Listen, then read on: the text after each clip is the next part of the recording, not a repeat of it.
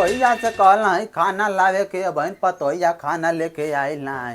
ए पतोहिया, अरे पतोहिया खाना लेके आई भी हमके बहुत तेज भूख लगल बा। करे बुढ़ा ते भाई कैला खाना खाए कुल खाना बिलरिया खा गई कहां से तो कब खाना ले गई। अरे दादा हो दादा, लगत है आज दिन भर उपवास से सुत तक पड़ी का।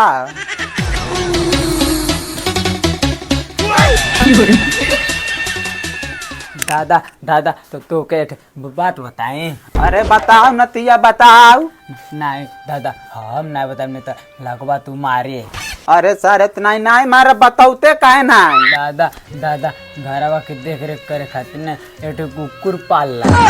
अरे सर इतना ही नतिया, जब तक ते बाड़े तब तक कुकुर पाले कवन जरूरत बा।